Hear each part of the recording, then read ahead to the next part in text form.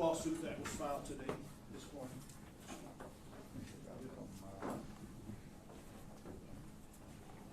I'll just let you pass. I don't know if there's not enough, but it should be.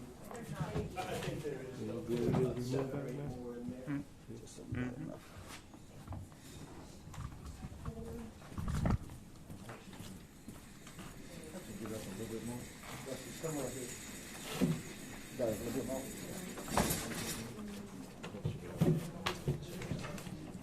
Put a couple on that side, a couple on this side.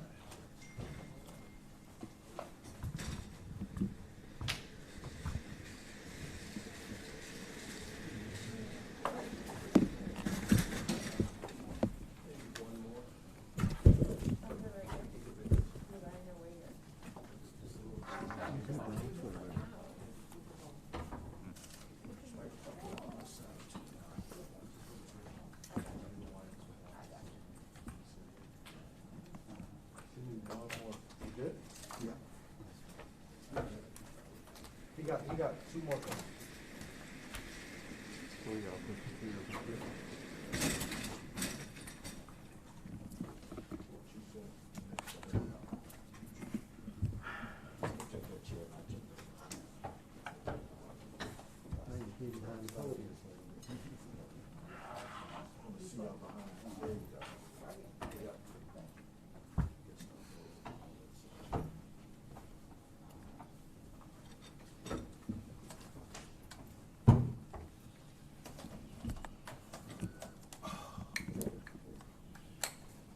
Good morning. Thank you all for being here. I'm attorney Mawali Davis with the Davis Bozeman Law Firm. And we are here today to announce the filing of a lawsuit on behalf of the family of Secoriea Turner, the 8-year-old who was killed on July 4th out at University Avenue, where Rayshard Brooks had previously been killed by Atlanta police officers. So we come today for you to hear from the legal team from the Cochran firm and the Davis Bozeman Law Firm, gathered to do this work of justice. And I just would like to start with reminding everyone of how we even came to this space, that Charmaine Turner and a friend were literally on their way home. And as they were attempting to get home, they were faced with a barricade in City of Atlanta streets, a street that was public, that should have been a thoroughfare, that should have been a safe way home. And they were not able to get home that night safely. And so people have focused a great deal of attention on the barricade, the vigilantes who manned that barricade, the peaceful protesters that we acknowledge were out there for a good cause. But we would like to at least start with you focusing on Secoriea, just for a moment. And what we were able to do, as I was thinking about this on yesterday when I was with my own children, what I was reminded of was the great, great writer Ta-Nehisi Coates in his book Between the World and Me. And in his book Between the World and Me, he talked about how much we pour into our children, all the love that we pour into them. And when you think about Secoriea, and what does that love look like? It looks like every cheerleading practice that mom and dad took her to, every birthday party, every TikTok celebration, every gathering with family and friends, all of that love that was poured into this beautiful child who, by all accounts, when she came into her school settings at Kip Ways, she would come in and bring that love with her. She would bring that radiance with her. So I just want for a moment for us to focus on her, on the bright, beautiful light that she was to not just this family, but to everybody she came into contact with. And so to have all of what we pour into our children, as Ta-Nehisi Coates described, to just be spilled out when she's shot in the back. And her mother tries to hold her up to try to keep her awake on this ride to the emergency room where she eventually passes away. It's Secoriea in life that we want the world to remember and to acknowledge and to know and understand why this is so critically important, that this work be done, that her name be lifted up, and that this lawsuit be filed and, if need be, litigated to the fullest extent of the law so that the world knows what we lost on July 4th.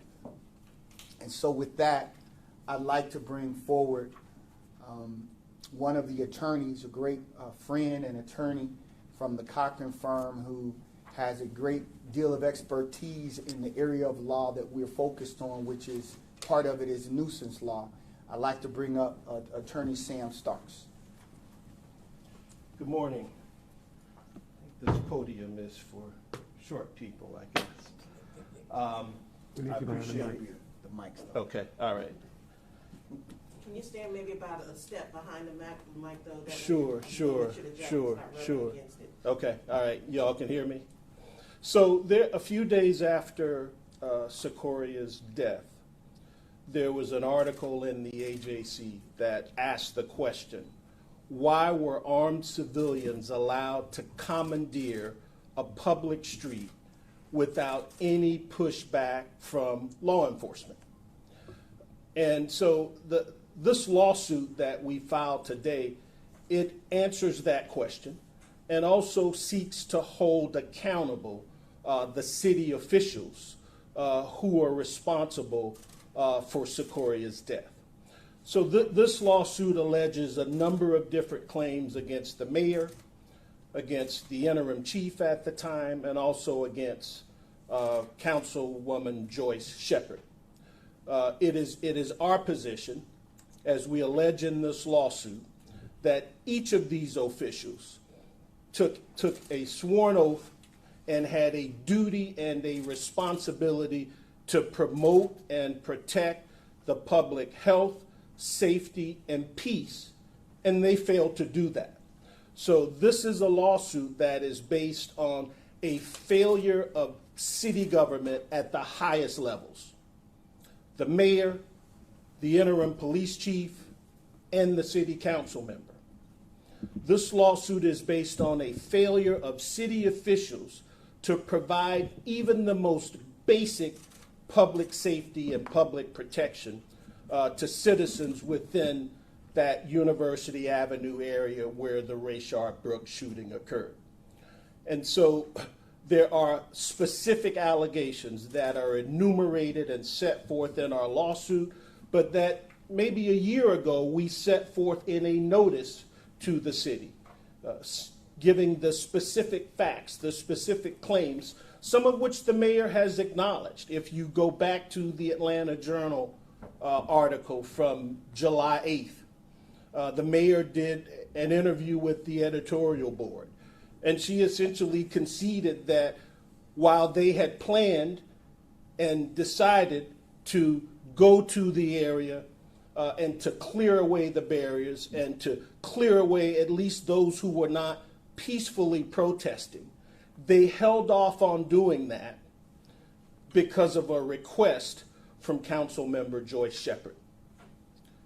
The problem is that they failed to take any action to address the reports of crime, the reports of violence, and the reports of danger within that area until after it was too late. So it wasn't until after Secoria's tragic death that the city finally did what they should have done weeks before. They demolished the Wendy's restaurant. But what you will see from the specific facts that we allege in this lawsuit is that this all occurred at a time when APD officials, people within the command of APD, and we reference this in our complaint, there's a memo from an APD commander essentially saying to officers, unless you just happen to observe a crime occur, we don't want you to actively patrol. And we believe that that is part of the problem and part of what led to this incident. And in this case, more specifically, we believe the evidence shows that the mayor gave specific direction to the police chief and to the police department to stand down. So that is a dereliction of duty. That is a failure to abide by the specific mandates and the terms of her oath. Protect the public health, safety, and peace of citizens. Thank you.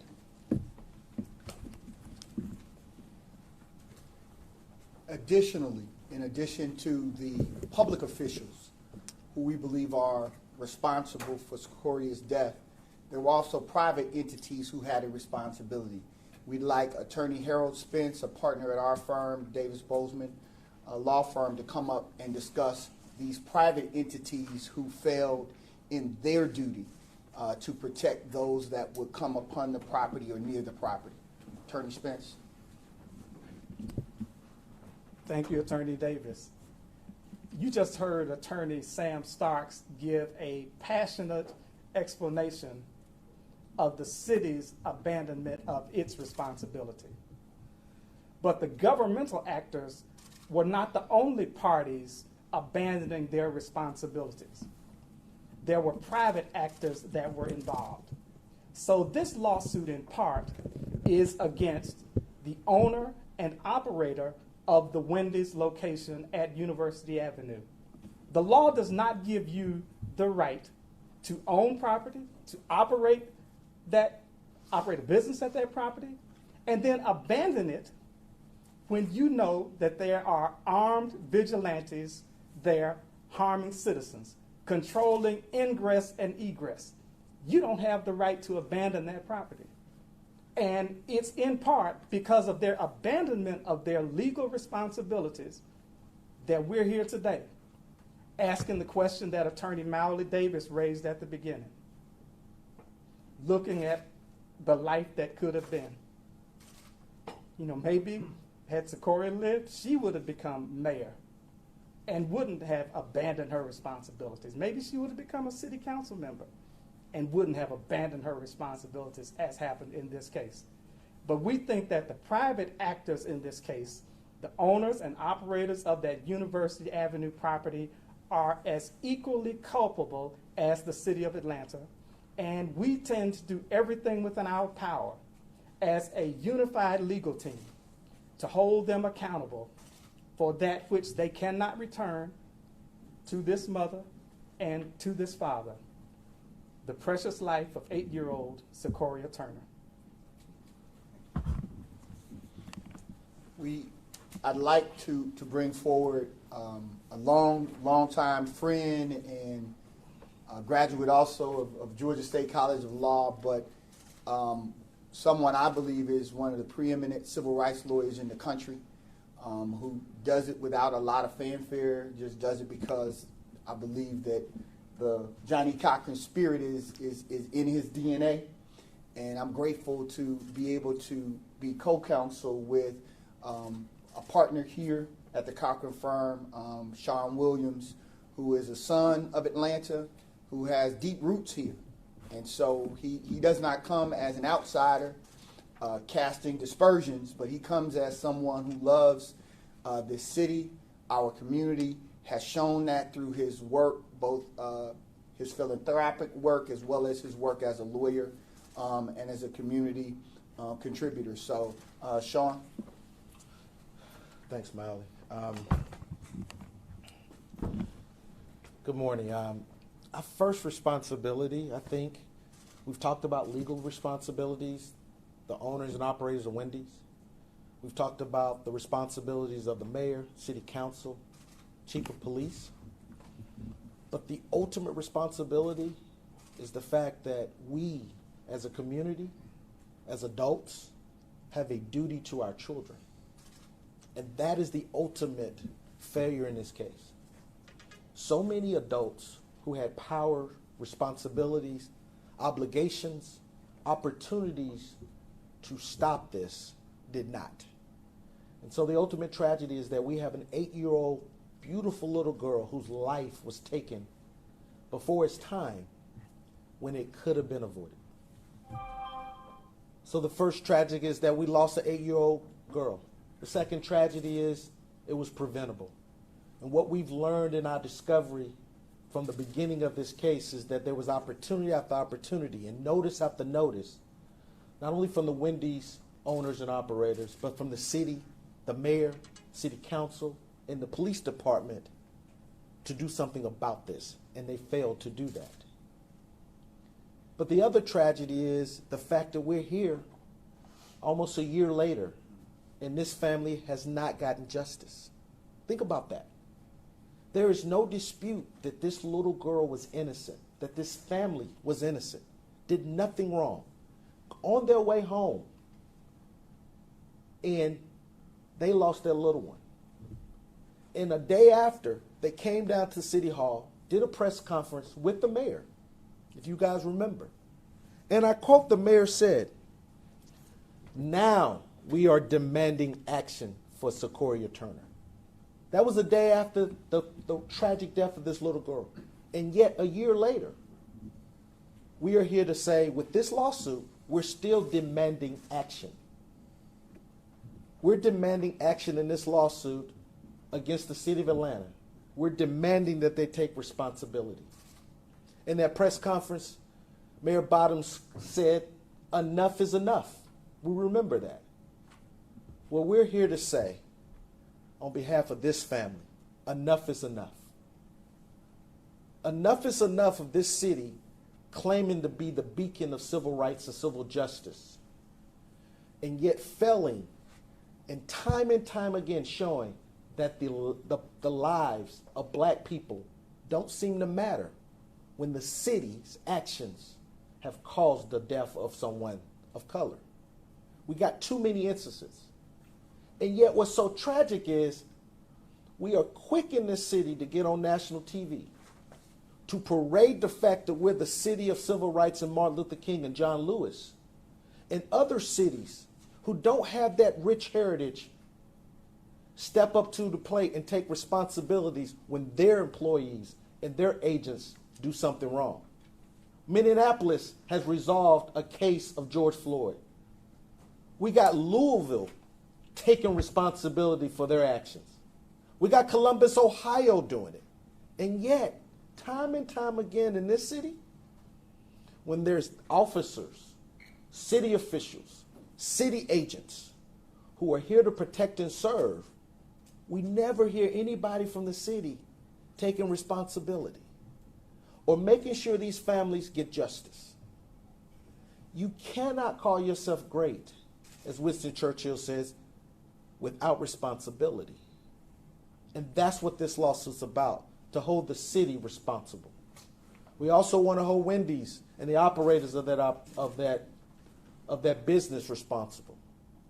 And the only way we could do this is to bring a lawsuit. After almost a year, when this little girl did nothing wrong, this family did nothing wrong, the tragedy is the fact that we had to file this lawsuit and do this press conference instead of someone from the city or from these corporations stepping up, accepting responsibility. So we're going to hold them responsible, the Davis Bowman's law firm and the Cochran firm. We're going to use every resource, every bit of our legal power to hold them responsible, because this little girl deserved it, and this community deserved it. Thank you. At this time, I'd like to call up the parents of Secoriea Turner for a brief statements. Charmaine Turner, Secoriea Williamson.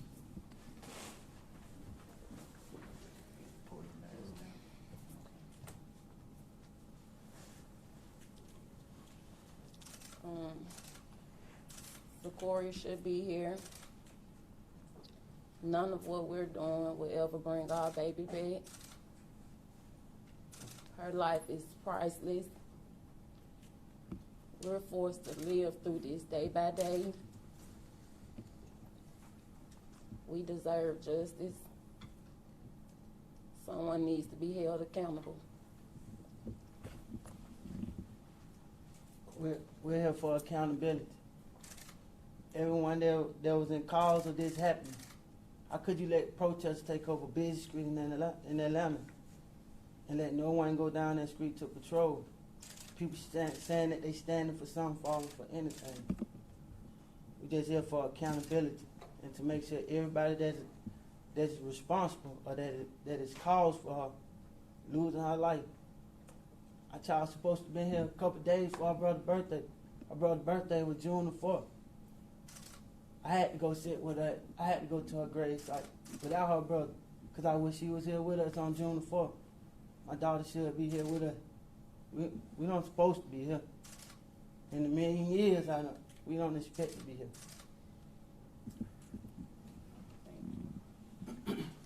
We will answer questions. We'll also, as many of you all know, June is a special month. It's obviously Juneteenth coming.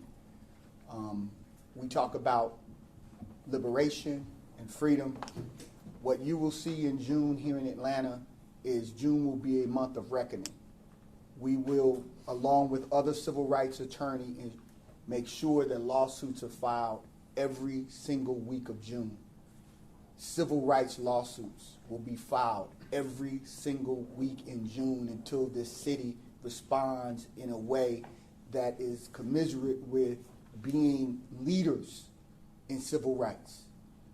So there will be one next week. There'll be one the week after that. There'll be one the week after that. June will be the month of reckoning for this city. And those of us who do this work, who put our hearts into this for the families that have lost loved ones, that have been injured, that have had their lives traumatized by those that have been hired by this city or elected, they will know justice in June. So this is the first, but this will not be the last suit that will be filed with our colleagues, other civil rights attorneys who will be filing lawsuits as well. So we just want, again, this is just the beginning of what is going to be happening here in the city.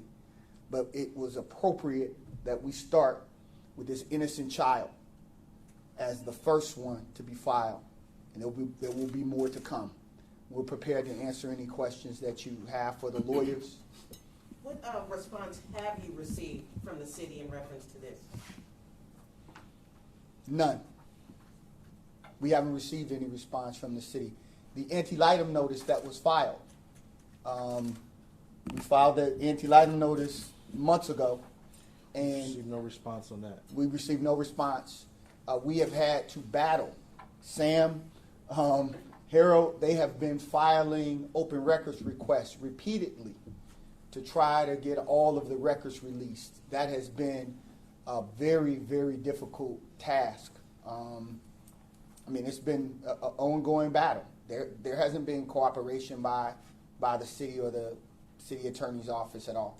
Mayor Bottoms previously responded to you all's complaints regarding allegations this case is dragging out, and she said that, my colleagues, these fellow attorneys, know full well that these things take time and that it's not an overnight process, and any indication that I don't care is not correct. What is your response to that? Well, I just look at the facts. Why can other cities that have less resources, less skin in the game than this city, the head of the leader of civil rights, can get this done in short time? It doesn't take, you don't have to have Columbo in this case. We know what happened. We know the failures that happened within the city police department. So I don't know what time anybody else needs. I can tell you this: if we're going to deal with time, this family wants their time back with their child. If we're going to talk about time, it didn't take a lot of time for them to lose their daughter's life. Why should it take the city a lot of time to make this right? That's just not the appropriate response in my view. And I do think Mayor Bottoms care. I just want to see that care come into some real action that's meaningful for this family. Mr. Davis and Mr. Williams, this is a wrongful death lawsuit, but there are a number of counts for punitive damages, attorney's fees, etc. What would the ultimate monetary compensation look like? What is the number here in this lawsuit? Whatever a jury is prepared to award, and the family has been very clear, this has never been about money for them, never. That their daughter is priceless. We can't even have those kinds of conversations about the value of the case because they've just always felt as though people have not been held accountable. No one has stepped up. Part of it is for people to just step up and acknowledge what happened should not have happened and it was wrong. And so we don't have a value that we're prepared to place on it, but we believe that a jury in due time in the State Court of Fulton County, they will tell us what this case is worth. Two questions. One, you mentioned the memo, in essence, calling off patrols for that area. Do you guys have a copy of that memo that you'll be able to provide today? Yeah, we can get you a copy of that memo. And just one logistic question, has this formally been filed in state court yet, or when will it be filed? It was filed. It has been filed. It has been filed today. And then the last item I had, just to help our viewers understand the naming of Wendy's and the franchise owner here. You all mentioned, armed vigilantes in the area, patrols were called off. This happened on a public street. With that said, do you believe it would have been safe for the Wendy's owner to go in there and, in essence, take control of that property or clear that property to, I guess, make it a safer place? Yeah, that's the essence of our allegations. Georgia law is clear. You have a legal duty when you're a property owner to provide a reasonable, safe premise and to make sure you take safety and security measures when you're on notice of dangers. It was clear that there was issues, danger, notice of those things, and hazards at that property. Wendy's had a duty under Georgia statutory law to do something about that. Either take care of it themselves or make sure that they work with the city to do that. I think there's going to be a lot of finger pointing in this case, but the reality of it is one person we know was not responsible for what happened, this family and that little girl. So these two entities need to get together and figure out, but we are here to get justice because they both had a responsibility that day. And I don't expect you to have an answer to it, but with that said, we understand the violence that was capable down there. That's clear. If patrols weren't happening there from Atlanta police and they were hands off, what would the Wendy's owner expected to, I guess, logistically or practically do to make that a safe spot, knowing that they're not law enforcement? Well, we're unclear if the Wendy's did anything at all. Did they meet with the mayor? Did they meet with law enforcement? Did they say, we need your help and we will bring in private security?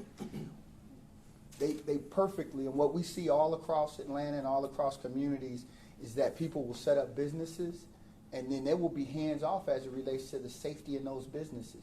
Because things went awry doesn't mean that when everything is profitable, you make money hand over fist, you stay in the community. When things go awry, you decide to abandon the community. That's not permissible, that's not acceptable, and that's not something that they should try to hide behind now. Thank you. What do you say to people who, unfortunately, people get shot and killed in the city of Atlanta almost every day. So what do you say to anyone who says, well, why not bring a lawsuit in that kind of situation? Why not bring a lawsuit when someone gets shot and killed at a gas station? Why in this particular situation? What do you say to that? This is a very novel, different situation. When you see crimes that are being just committed randomly, there isn't notice that at this particular location there could be danger. If there is, we normally bring lawsuits against the gas stations, against apartment complexes, and against restaurants that don't provide proper security. What's unique about this situation is that the whole world knew that the Wendy's was dangerous. That in fact, Councilmember Shepherd said she wouldn't even go over there after dark. I mean, when in your jurisdiction, when you say I didn't feel comfortable going there after dark, you know there's a problem. And so you have a responsibility. And that's the whole issue of a nuisance being created and being allowed to exist. And that's what's problematic, and that's what distinguishes what we saw on University Avenue from what you see across the city of Atlanta, across the country. People are shot and killed all the time. But in this space, the city knew that this was a dangerous space and they did nothing about it. And they knew about specific threats of a barricade that they allowed to be erected and maintained by vigilantes, not by peaceful protesters. And I want to make that distinction. And this family wants to make that distinction. They have supported from the beginning the peaceful protesters that wanted to create a Rayshard Brooks Peace Center, but not the people who are armed and threatening people and beating people. There were 2 people shot before this happened. So this at the very same location. So this wasn't something that anyone can say, well, we didn't know about it. They were on notice. Right before their car went through, there was another car that went through, and threats were made and violence against that vehicle. This is notice. And to piggyback on what Attorney Davis just said, you will not see as unique a situation typically in these cases where the mayor, the city council, and the police department are specifically making the decision not to have law enforcement act at a certain location. The other cases where we have crime going throughout this city doesn't have that involvement. We have the fingerprints of the city council, the chief of police, and the mayor all making the decision not to, an active, conscious decision not to provide law enforcement services at that location. That's what's different. The fingerprints of the mayor, somebody made a conscious decision and did not take into full account the consequences of that decision. And when you do that, you have to take responsibility when your decision is wrong. Can you speak to the fact that the city of Atlanta doesn't have general liability insurance to cover these issues? That is, yes. The fact is that the city does not have insurance. They are self-insured. And so any money will come out of the reserve of the city or from the city's budget. And it's unfortunate. That's how they've operated for many years. This is not anything that I put at the feet of this mayor, but that is how this city has operated for many years, and it's problematic. So could that be the reason why these cases get tied up in court? No, I'm not going to give the city an excuse for that. And the reason is there's other cities that don't have insurance, and they have resolution of cases. And our budget at the city of Atlanta, with an airport, with everything we have going on, is way bigger than Louisville and Minneapolis. Trust me. So that's not an excuse. It takes responsibility in someone saying wrong is wrong and right is right. And so, no, I'm not giving them a pass on that. Whether they have insurance or not, this needs to be not only for this family, but a bunch of families out here are having the same excuse thrown back at them where there's no money. There seems to be money when we want to build a stadium. There seems to be money when we want to do something else. Why is there no money when it's time to step up for mistakes when justice requires it? You talked about a records request being an obstacle right now. How are you approving who made what calls to have police stand down? That the mayor listened to Joyce Shepard and Rodney Bryan in turn listened to the mayor. What evidence are you all going off on this point? Some of them are their public statements. They made these statements publicly, and so we're just going back to some of the public statements that were made, the memo that we discussed, the fact that I believe it was the second shooting, that the individual who was there says, the police were here, they saw who shot at us, they let the car go, they never pursued them. And so we have eyewitnesses, and we have the city officials' very own public statements that acknowledge their involvement in their decision making. They wanted to give Council Member Shepard an opportunity to mediate or negotiate with the individuals who were occupying the space. That was what the mayor and Council Member Shepard both have said publicly. That's why they delayed, and that delay resulted in the loss of life. That's why they have to, of all the cases, it just would seem as though this one is as clear cut as any of them. Innocent family, innocent little girl, we acknowledged, we said let's fall back, we didn't police the area, somebody dies as a result of that from the very people that we knew were out there with guns, shooting people and assaulting people. I mean, it doesn't get much clearer than that. You said earlier that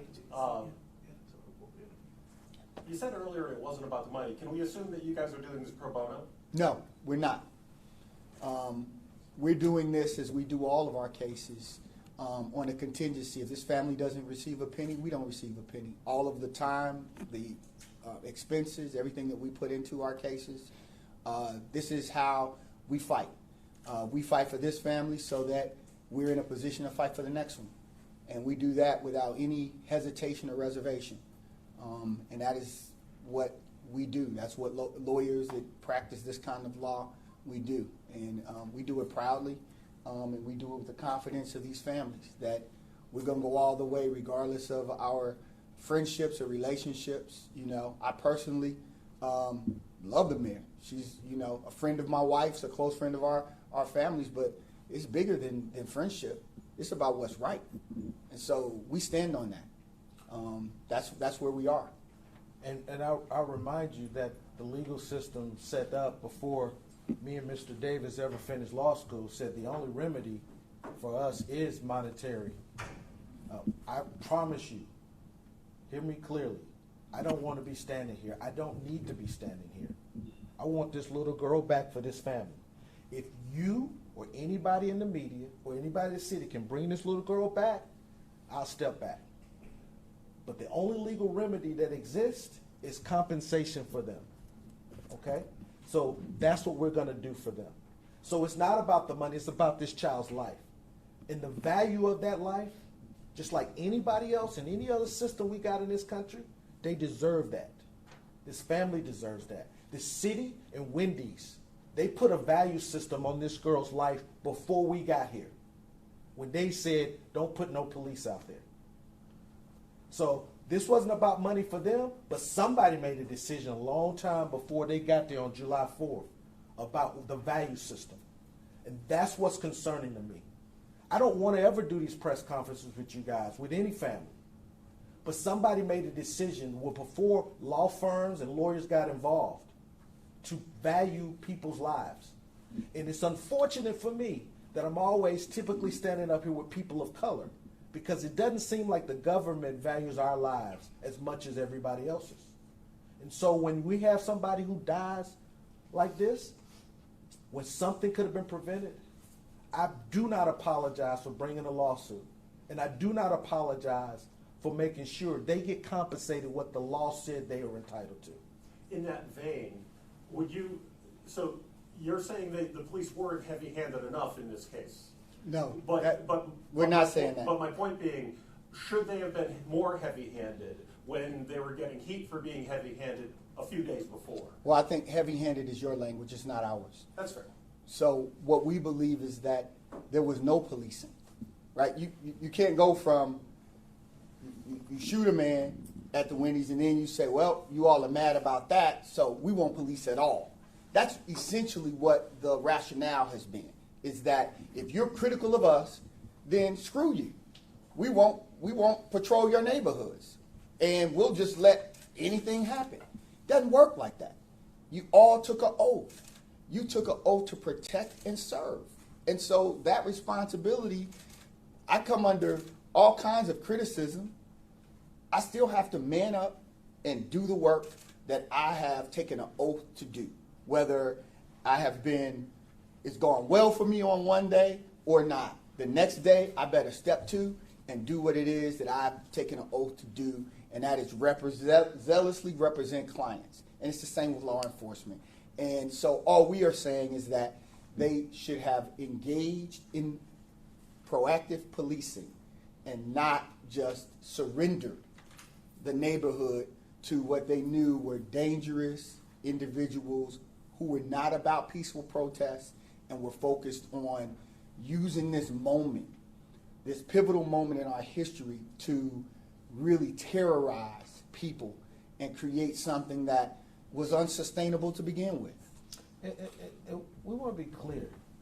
We're not against police. We just want police to exercise the constitutional rights and the oaths they take. And we want to do that equally. And that's what this issue about. Well, you're against police. No, I want you to police the same way in every community that you do in the black community. Don't treat us different, and make sure you follow our constitutional rights. In the same vein, when it's a time and a place for you to police properly, don't just abandon us. Because I will tell you, and I feel good about this statement, Lenox Road Wendy's wouldn't have had this issue. It would have been cleared out immediately. Why is this community treated different?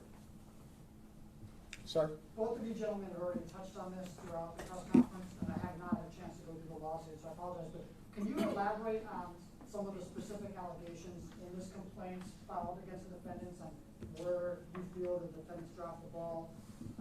Can you kind of elaborate and go through some of these key points? I'll just say this to you, because we'll be here all day. You have to go to law school, but the short of it is they allowed a nuisance to occur at the property. They were on notice of that nuisance, the danger, the hazards that persisted with vigilantes being on the property. We also brought claims for the violation of ministerial duties and oaths that the mayor, Councilman Shepard, interim chief Bryant had. And against the Wendy's owners and operators, we have specifically made a claim, as I stated earlier, under OCGA 51-3-6 says that every property owner has a duty and responsibility to provide a reasonable, safe place of business. Because that street was an ingress to that Wendy's, they had a duty to make sure that these vigilantes who were on that property was cleared out. They did not have a opportunity, or they did not have the right to abandon the property, which we believe the facts will show. So in a nutshell, without you having to go to Georgia State Law School, that's really what we're saying. The corporation who operated that business and the city who operated the business of policing both had opportunities when they were on notice of this danger to prevent it, and they didn't, which led to the death of this little girl. Very briefly, I know the focus is on the civil lawsuit today, and I respect that. Just think we have the opportunity for questions here, and Secoria's parents are here. We're coming up on the year anniversary, unfortunately, of this passing. Is there a level of frustration? Is there anger towards, I guess, the criminal case right now? One arrest has been made. We haven't seen a lot of action on that case. I think early on, APD said that there could be multiple arrests here, but we've only seen one. Yes. Can you just walk us through that process? And of course, if Secoria's parents have any comments. Secoria's parents have been in constant communication with the district attorney's office, and we've been in communication with them as well. The concern is that there has not been an indictment as of yet. We believe that at this juncture, there will likely be some additional investigation. We obviously would like to see this move forward, and they've been very clear. All parties should be held accountable, not just the individual they currently have in custody, but everybody that was a part of it, that aided and abetted. They are all parties to that same crime. And that is, it has been a level of frustration. She's been talking to detectives. They've both been calling detectives. They've been calling the district attorneys. I mean, how do you get to grieve when you're having to help try to investigate the death of your child and identify people who you believe were out there and a part of this? So this whole process for them has been both frustrating and they've been, at times, yes, angry. All right. We thank you all for coming. You'll see someone next week. Thank you.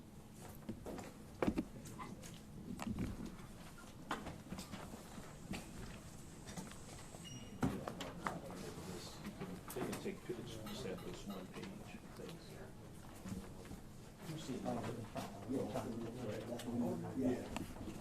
This is the